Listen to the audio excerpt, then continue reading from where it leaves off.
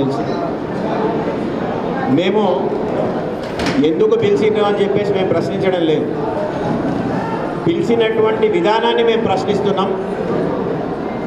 మరి ముఖ్యమంత్రి గారు గతంలో మీ ప్రభుత్వంలో ఉన్నప్పుడు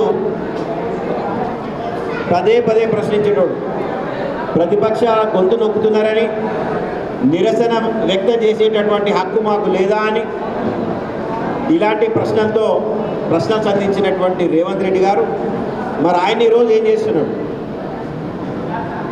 మరి ఆయన బామ్మర్ది ఆయన కుటుంబ సభ్యులు చేసినటువంటి స్కామ్లను, అది బొగ్గు స్కామ్ కావచ్చు, మరో స్కామ్ కావచ్చు, కృష్ణార్జునులైనటువంటి కేటీఆర్ గారు మరి హరీష్ రావు గారు ఆ స్కామ్లను బయటకు తీసి వారిని ప్రశ్నిస్తే వారి గొంతు నొక్కడం, ఒక సినిమా సీరియల్ లాగా ఆయన 19 దావోస్కి పోయిండు, అక్కడి నుంచి ముఖ్యమంత్రి గారు అమెరికా పోయిండు, నేను వచ్చే వరకు సినిమా నడిపేయండి రా బాబు అని చెప్పి ఒకరోజు హరీష్ రావు గారిని, మళ్ళీ 2-3 రోజులు గ్యాప్ ఇచ్చి కేటీఆర్ గారిని, మళ్ళీ 2-3 రోజులు గ్యాప్ ఇచ్చి సంతోష్ రావు గారిని, మళ్ళీ 2-3 రోజులు గ్యాప్ ఇచ్చి ఈరోజు మరి గత ముఖ్యమంత్రి కేసీఆర్ గారిని మరి సిట్టు విచారణకు పిలుస్తున్నారు.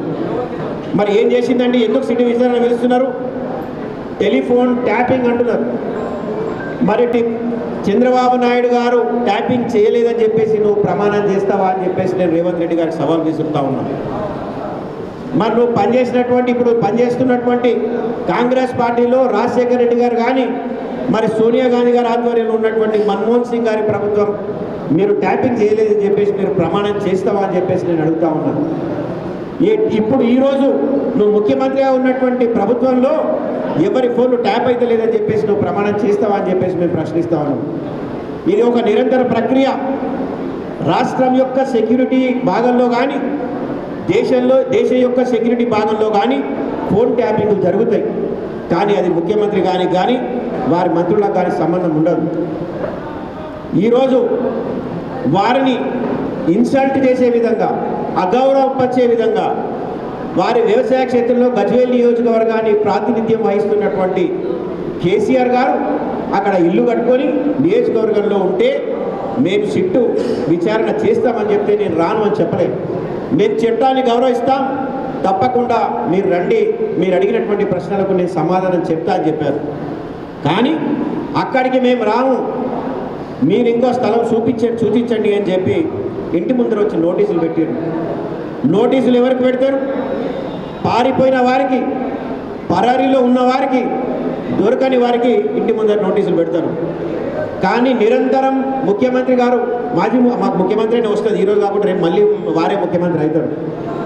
ఈరోజు ముఖ్యమంత్రి ఓన్లీ సర్దికాలమే, కేవలం 4-2 సంవత్సరాలు మాత్రమే. మళ్ళీ ఇంతకుముందు ముఖ్యమంత్రి, మళ్ళీ కాబోయేది కూడా కేసీఆర్ గారే ముఖ్యమంత్రి కాబట్టి మాకు ముఖ్యమంత్రి గారే వస్తుంది. ఆయన నిరంతరంగా పోలీస్ అధికారులతో టచ్లో ఉన్నాడు. మరి ఈరోజు బంజారా హిల్స్లో ఉన్నటువంటి వారి నివాసానికి వస్తున్నాను. తెలంగాణ సాధించినటువంటి వ్యక్తి, 10 సంవత్సరాలు ముఖ్యమంత్రిగా ఉన్నటువంటి వ్యక్తి, తెలంగాణను అగ్రభాగాన నిలిపినటువంటి వ్యక్తికి ఇంత అగౌరవపరచడం కేవలం నీ బామ్మర్దిని కాపాడుకోవడానికి ఇది అవసరమా అని చెప్పేసి మేము ముఖ్యమంత్రి గారిని ప్రశ్నిస్తూ ఉన్నాం. మా పార్టీ పిలుపునిచ్చింది ఒక నిరసన వ్యక్తం చేయాలి అని చెప్పేసి. ఆ నిరసనలో భాగంగా నేను మాజీ మంత్రివర్యులు ప్రశాంత్ రెడ్డి గారు, బాల్కొండ నియోజకవర్గం నుంచి ఉన్నటువంటి ఎమ్మెల్యే గారు, వారు నేను కలిసి మా నాయకులందరం కలిసి ఒక బ్రహ్మాండమైనటువంటి ర్యాలీ నిజామాబాద్లో మేము పీస్ఫుల్గా చేసినాం. చేసి మేము నిరసన వ్యక్తం చేస్తామని చెప్తే మా దిష్టి బొమ్మ లాక్కపోయారు. అంటే దిష్టి బొమ్మలు కాలబెట్టుడు తొలిసారి తెలంగాణలో. మీరు నెలకోసారి మా కేసీఆర్ గారు దిష్టి బొమ్మ కాలబెట్టలేదు తెలంగాణలో. మరి ఇట్లనే ఆ పోలీసులు మా దగ్గర ఎత్తుకపోయినరా? మరి అదేవిధంగా మీరు ఎత్తుకపోతే నల్ల జెండాలన్నీ కూడా మేము పోగేసి మేము నిప్పండిసి నిరసన చెప్పాలనుకున్నాం. నల్ల జెండాలను లాక్కపోయినరు బాబు, సైలెన్స్ ప్లీజ్. నల్ల జెండాలను లాక్కపోయినరు, మా కార్యకర్తలను లాక్కపోయినరు, అరెస్ట్ చేసిండ్రు. మరి ఇవన్నిటికీ బీఆర్ఎస్ కార్యకర్తలు కూడా భయపడరు. ఉద్యమాల నుంచి వచ్చినటువంటి నాయకులం. ఈ అరెస్టులు కొత్త కాదు, కేసులు కొత్త కాదు. మరి ఈ ముఖ్యమంత్రి రేవంత్ రెడ్డి గారికి మేము హెచ్చరిస్తా ఉన్నాం, నువ్వు ప్రజలకు ఇచ్చినటువంటి మాటల్ని నిలబడకుండా, ఆ మాట మీద నిలబడకుండా వాళ్ళను కూడా డైవర్షన్ చేసే ప్రక్రియ మాత్రమే. మాకు 10 సంవత్సరాల తర్వాత యాంటింగ్ అమ్మేసి వచ్చిందని నువ్వు అనుకుంటున్నావు, కానీ నువ్వు చూపించినటువంటి ఆశకు ప్రజలు నిన్ను నమ్మి నీ ఎక్కడొచ్చిందని చెప్పేసి మేము అనుకుంటున్నాం. కానీ 6 నెలల్లో నీ సంగతి ఏందో తెలిసిపోయింది. మేము కేవలం 1.5% ఓటుతో మాత్రమే మేము 2వ స్థానంలో నిలిచినాం. ఈరోజు బీజేపీ పార్టీ, కాంగ్రెస్ పార్టీ ఎంతమంది నాయకులను మమ్మల్ని మా దగ్గర నుంచి లాగినా ఇంకా ఇంత గులాబీ సైన్యం మాకుందంటే మామూలు విషయం. ఎన్ని కుతంత్రాలు చేసినా, ఈ ప్రభుత్వం ఎన్ని కుతంత్రాలు చేసినా మాకు కలిసి వస్తుంది తప్ప మాకు ఒరిగేది ఏం లేదు. హరీష్ రావు గారిని సిట్టు విచారణకు పిలిచిండ్రు, బ్రహ్మాండంగా పార్టీ ఇట్లా లేచింది. కేటీఆర్ గారిని పిలిచిండ్రు, వారి గ్రాఫ్ బ్రహ్మాండంగా ఇట్లా లేచింది. ఈరోజైతే మీరు కేసీఆర్ గారిని పిలిచి అనవసరంగా గెలుపుకున్నారు కదా. మరి ఈరోజు మున్సిపల్ ఎన్నికలు జరుగుతూ ఉన్నాయి. మేము పిలవక ముందే కేవలం ఒక మెసేజ్ పెడితే కింద గులాబీ తల్లు మరి ఇక్కడ వచ్చింది నిజామాబాద్లో. అంటే రాష్ట్ర వ్యాప్తంగా ఏ విధంగా స్పందిస్తుంటారో మరి అది వారి ఆలోచనకే వదిలేస్తున్నాం. కాబట్టి ఇట్లాంటి పిచ్చి పిచ్చి పనులు చేయకుండా ప్రజలు పెట్టుకున్నటువంటి నమ్మకాన్ని మీరు నిలబెట్టే ప్రయత్నం చేయండి తప్ప మీరు కేసీఆర్ గారిని ఎంత టార్గెట్ చేస్తే అంత మీకే అవమానం అని చెప్పేసి తెలియజేస్తూ, మరి అదేవిధంగా ఇప్పుడు మా సోదరులు మాజీ మంత్రివర్యులు బాల్కొండ ఎమ్మెల్యే ప్రశాంత్ రెడ్డి గారిని మాట్లాడాల్సిందే కోరుతున్నాను. నాతో పాటు ఈ పత్రికా మీడియా సమావేశంలో పాల్గొంటున్న గౌరవనీయులు నిజామాబాద్ అర్బన్ మాజీ శాసనసభ్యులు గణేష్ గుప్తా గారికి, వేదిక మీద ఉన్నటువంటి పార్టీ నాయకులందరికీ, కార్యకర్తలకు అందరు కూడా పేరు పేరున హృదయపూర్వక నమస్కారం. ఈరోజు తెలంగాణ సాధించినటువంటి గొప్ప నాయకుడు, తెలంగాణ కోసం 14 సంవత్సరాలు అలుపెరుగని పోరాటం చేసి, మనముదిప్పని పోరాటం చేసి, చావు నోట్లో తలబెట్టి ఈ దేశంలోని మొత్తం రాజకీయ వ్యవస్థను ఒప్పించి మెప్పించి తెలంగాణ రాష్ట్రాన్ని సాధించిన గొప్ప ఉద్యమకారుడు. అట్లాగే తెలంగాణ తొలి ముఖ్యమంత్రిగా తెలంగాణని ఈ భారతదేశంలో అన్ని రంగాల్లో నంబర్ 1గా నిలబెట్టినటువంటి నాయకుడు, తెలంగాణ జాతిపిత కేసీఆర్ గారిని పోలీసులను అడ్డం పెట్టుకొని ఈ ముఖ్యమంత్రి రేవంత్ రెడ్డి వేధించడాన్ని నిరసిస్తూ పార్టీ ఇచ్చిన పిలుపు మేరకు బ్రహ్మాండంగా నిరసన కార్యక్రమాలు చేసినటువంటి మొట్టమొదటిగా నిజామాబాద్ అర్బన్ నియోజకవర్గ ప్రజలకు, టీఆర్ఎస్ పార్టీ కార్యకర్తలకు, దీన్ని ఆధ్వర్యం వహించినటువంటి గణేష్ గుప్తా గారికి, అలాగే జిల్లాలోని అన్ని నియోజకవర్గాలు బాల్కొండ, ఆర్మూరు, నిజామాబాద్ రూరల్, బోధన్, ఇట్లా అన్ని నియోజకవర్గాల్లో టీఆర్ఎస్ పార్టీ శ్రేణులు, తెలంగాణ వాదులు, ప్రజలు అందరూ కూడా కేసీఆర్ గారికి జరుగుతున్నటువంటి అవమానానికి నిరసనగా బ్రహ్మాండంగా నిరసన కార్యక్రమాలు ప్రతి ఊర్లో ప్రతి వార్డులో మరి నిరసన కార్యక్రమాలు చేసినందుకు వారందరూ కూడా బీఆర్ఎస్ పార్టీ పక్షాన నా హృదయపూర్వక ధన్యవాదాలు తెలియజేసుకుంటా ఉన్నాను. ఇవాళ ఈ రేవంత్ రెడ్డి ముఖ్యమంత్రి ఓ పెద్ద ఫెయిల్యూర్ ముఖ్యమంత్రి, సున్నా ముఖ్యమంత్రి.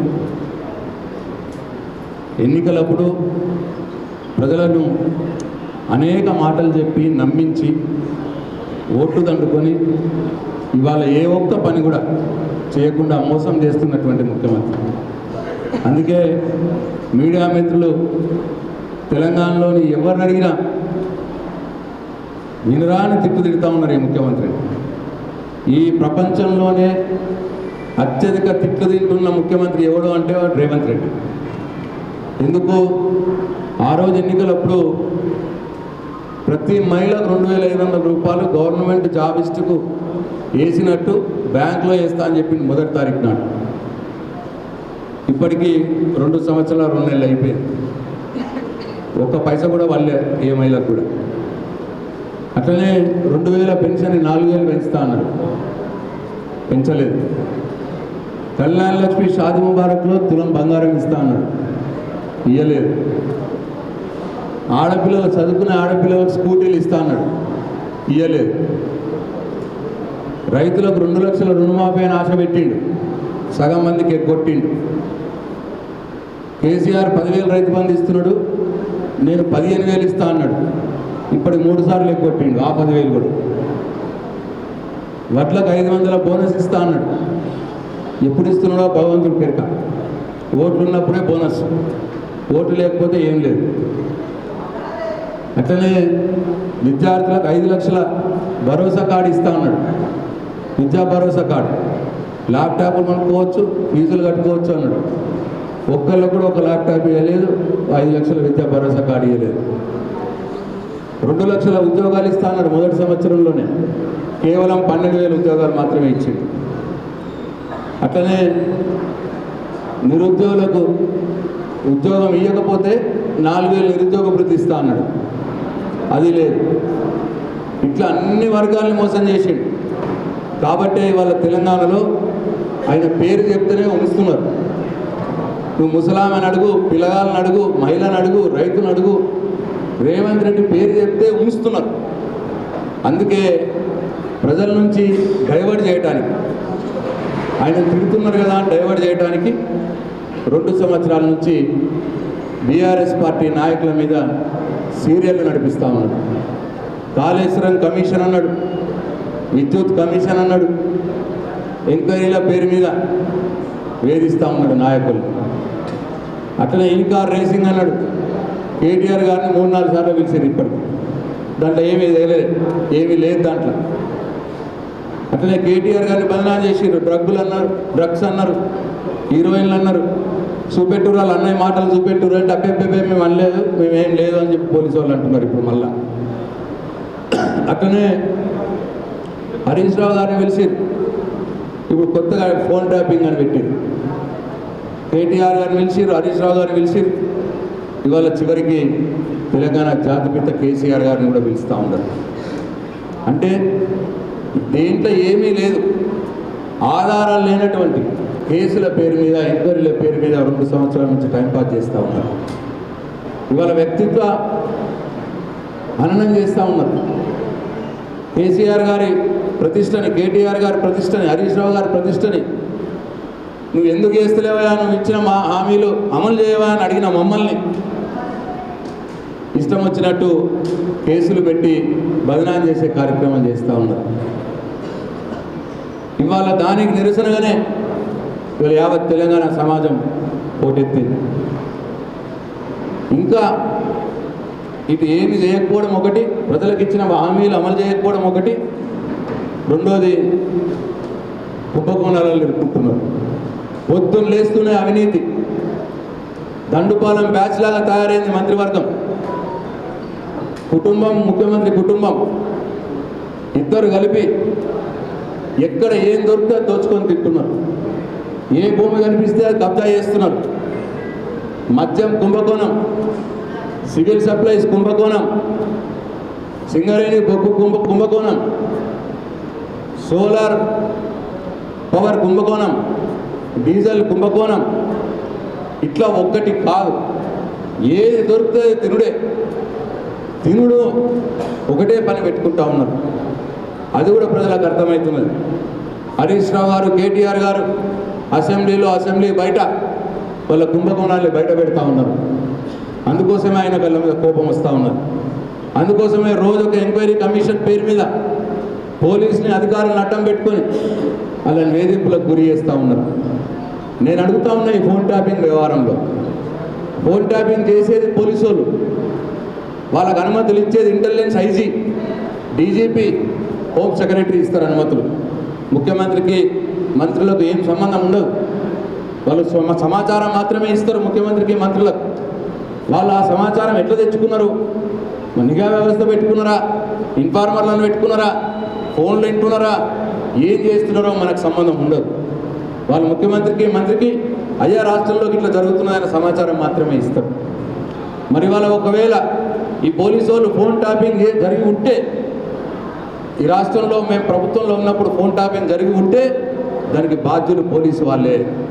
దానికి బాధ్యులు ఆనాడు ఉన్నటువంటి ఐజీ ఇంటెలిజెన్స్, ఆనాడు ఉన్నటువంటి డీజీపీ, ఆనాడు ఉన్నటువంటి హోమ్ సెక్రటరీ మాత్రమే దానికి బాధ్యులు అవుతారు తప్పిస్తే ముఖ్యమంత్రి మంత్రి కారు అని చెప్పి ఈ సందర్భంగా నేను రేవంత్ రెడ్డికి తెలియజేస్తూ ఉన్నాను. మీకు దమ్ము ధైర్యం ఉంటే, ఇదే సిట్టుకు దమ్ము ధైర్యం ఉంటే ఆనాడున్న హోమ్ సెక్రటరీని పిలవండి. పర్మిషన్ ఇచ్చినటువంటి ఫోన్ ట్యాపింగ్ పర్మిషన్ ఇచ్చినటువంటి ఆనాడున్న హోమ్ సెక్రటరీని పిలవండి. ఆనాడు ఉన్నటువంటి డీజీపీని పిలవండి. ఆనాడు ఉన్నటువంటి ఐజీ ఇంటెలిజెన్స్ని పిలవండి. వాళ్ళని వదిలేసి ఏమీ సంబంధం లేనటువంటి కేసీఆర్ గారిని, హరీష్ రావు గారిని, కేటీఆర్ గారిని రోజు కేసుల పేరు మీద వేధిస్తూ ఉన్నారు, అవమానిస్తూ ఉన్నారు. ఇవాళ కేసీఆర్ గారు అంటే తెలంగాణ జాతిపిత. కేసీఆర్ గారు ఎక్కడ ఉంటున్నారో తెలియదా ఈ పోలీసు వాళ్ళకు? ఆయన సొంత నియోజకవర్గమే గజ్వేల్ నియోజకవర్గం. గజ్వేల్ నియోజకవర్గంలో నెర్రవెల్లి అనే గ్రామంలో ఆయన సొంత ఇల్లు కట్టుకొని ఉంటున్నాడు. ఇది అందరికీ తెలుసు. మొన్నటికి మొన్న కొండా సురేఖ అట్లనే సీతక్క ఇద్దరు మంత్రులు కూడా మేడారం జాతరకు ప్రతిపక్ష నాయకుడైనటువంటి కేసీఆర్ గారిని పిలవాలంటే అదే ఎర్రవెల్లి గ్రామంలోకి వెళ్ళి ఆ ఇంట్లోకి వెళ్ళి కలిసి మరి వాళ్ళకి ఇన్విటేషన్ కార్డు ఇచ్చినారు. ఇది మనం చూడలేదా? అట్లనే అంతకుముందు పొన్నం ప్రభాకర్ ఒక అధికారిక కార్యక్రమానికి పిలవాలంటే పొన్నం ప్రభాకర్ గారు మంత్రి, ఆయన కూడా పోయి ఎర్రవెల్లి గ్రామంలోనే కేసీఆర్ గారికి ఇన్విటేషన్ ఇచ్చి వచ్చినాడు. కేసీఆర్ గారు చెప్పింది, మీరు సిట్టు ఎంక్వైరీ చేయండి, నేను మీకు సహకరిస్తా, ఇక నేను ఇక్కడ ఉంటున్నా, ఇక్కడికి వచ్చి నాకు నోటీసులు ఇవ్వండి, నన్ను ప్రశ్నలు అడగండి, నేను మీకు సహకరిస్తా అని చెప్పినాను. కానీ ఇవాళ ఒక చిల్లర బుద్ధితోటి ఈ రేవంత్ రెడ్డి కేసీఆర్ని ఎట్లా అవమానం చేయాలి అని చెప్పి నందీనగర్లో ఉన్నటువంటి, హైదరాబాద్లో ఉన్నటువంటి కేసీఆర్ గారి ఇల్లుకి గోడ మీద నోటీసులు అతికించిపోయింది. అంటే సీతక్కకు తెలుసు కేసీఆర్ గారు ఎక్కడ ఉంటున్నారో, కొండా సురేఖకు తెలుసు కేసీఆర్ ఎక్కడ ఉంటున్నారో, పొన్నం ప్రభాకర్ మంత్రికి తెలుసు కేసీఆర్ ఎక్కడ ఉంటున్నారో, వాళ్ళు ఆయనను పోయి కలిసి వచ్చారు. కానీ పోలీసు వాళ్ళకి తెలియదా కేసీఆర్ ఎక్కడ ఉంటున్నాడో? ఎర్రవల్లిలో ఉంటున్నాడని పోలీసు వాళ్ళకి తెలియదా? గోడ కతికించిపోతారా నోటీసులు? కేసీఆర్ ఏమైనా అడ్రస్ లేనోడా? కేసీఆర్ ఏమన్నట్టన్నా వారిపోయినోడా? ఎర్రవల్లిలో ఆయన ఇంట్లో మాట్లాడుతూనే ఉన్నాడు కదా అందరితోటి. పోలీసు వాళ్ళకు కూడా లెటర్ రాసిండు కదా, నేను ఇక్కడ ఉంటున్నాను, ఇక్కడ పంపేయండి నోటీసులు అన్నాడు కదా. ఒక ఇద్దరు పోలీసు వాళ్ళని పంపించి ఆ నోటీసులు అక్కడ ఇయ్యరాదా? గంట దూరం అంతే హైదరాబాద్ నుంచి ఎర్రవల్లి, గంట దూరంలో పోయి ఇద్దరు పోలీసు వాళ్ళు నోటీసులు ఇవ్వచ్చు కదా. గోడ కట్టుకేస్తారా? అంటే ఈ రాష్ట్రాన్ని 10 సంవత్సరాలు ముఖ్యమంత్రిగా చేసిన వ్యక్తి, అసలు తెలంగాణ ఉనికే లేనప్పుడు, తెలంగాణ అని అసెంబ్లీలో మాట్లాడటానికి భయపడే రోజుల్లో పోరాటం చేసి తెలంగాణ తెచ్చిన వ్యక్తిని అంత అవమానం పరుస్తారా? గోడకు నోటీసులు అతికిస్తారా? ఇక అందుకే ఇవాళ నిరసనకు పిలుపునిస్తే ఇవాళ నిజామాబాద్ పట్టణంలో ఎన్నడూ కని వీరేని ఎరగరంతా గులాబీ సైన్యం ఇవాళ వచ్చి నిరసన కార్యక్రమాల్లో పాల్గొన్నారు. ప్రతి గ్రామంలో ఆనాడు ఉద్యమం రోజుల్లో ఎట్లనైతే గ్రామాన గులాబీ జెండా ఎగిరిందో, గ్రామాన జై తెలంగాణ నినాదం ఎరిగిందో, అట్లా ప్రతి గ్రామంలో ఇవాళ జై తెలంగాణ నినాదం ఎరిగింది. ఎట్లనైతే ఆ రోజు ఉద్యమ రోజుల్లో గ్రామాన ఆంధ్ర నాయకులది, సీమాంధ్ర ప్రభుత్వాన్ని ఎట్లనైతే దిష్టిబొమ్మలు కాలినాయో, అట్లా ఇవాళ రేవంత్ రెడ్డి ఈ కాంగ్రెస్ ప్రభుత్వ దిష్టిబొమ్మలు ఇవాళ గ్రామాన కాలినాయి. దీనికి అంతటికీ కారణం కేసీఆర్ ప్రతి ఒక్క బీఆర్ఎస్ పార్టీ కార్యకర్త గుండెల్లో ఉన్నాడు. కేసీఆర్ 2000 పెన్షన్ తీసుకున్న ప్రతి అక్క చెల్లెల గుండెల్లో ఉన్నాడు. కేసీఆర్ ప్రతి కుల వృత్తులు చేసే వాళ్ళ గుండెల్లో ఉన్నాడు. ప్రతి రైతు గుండెల్లో ఉన్నాడు. కాబట్టి ఇవాళ ప్రతి గ్రామంలో ఇవాళ ఈ కాంగ్రెస్ ప్రభుత్వానికి వ్యతిరేకంగా, ముఖ్యమంత్రి రేవంత్ రెడ్డికి వ్యతిరేకంగా నిరసన కార్యక్రమాలు జరిగినాయి. అనుకుంటున్నాడేమో రేవంత్ రెడ్డి కేసులు పెడితే టీఆర్ఎస్ వాళ్ళు భయపడతారు అనుకుంటున్నాడేమో. నీ కేసులకు భయపడ్డోళ్ళు కాదు టీఆర్ఎస్ వాళ్ళు. ఉద్యమంలో తల మీద ఎన్ని ఎంటికలు ఉన్నాయో గన్ని కేసులు చూసిన వాళ్ళం మేము. పోలీస్ స్టేషన్లకు పోయిన వాళ్ళే. మీ కేసులకు, మీ పిట్ట బెదిరింపులకు భయపడేవాడు లేడు ఇక్కడ. కేసులు పెడితే నా కుంభకోణాన్ని, నా అవినీతిని, నా బామ్మరిదిని అడగడరేమో అనుకుంటున్నావేమో.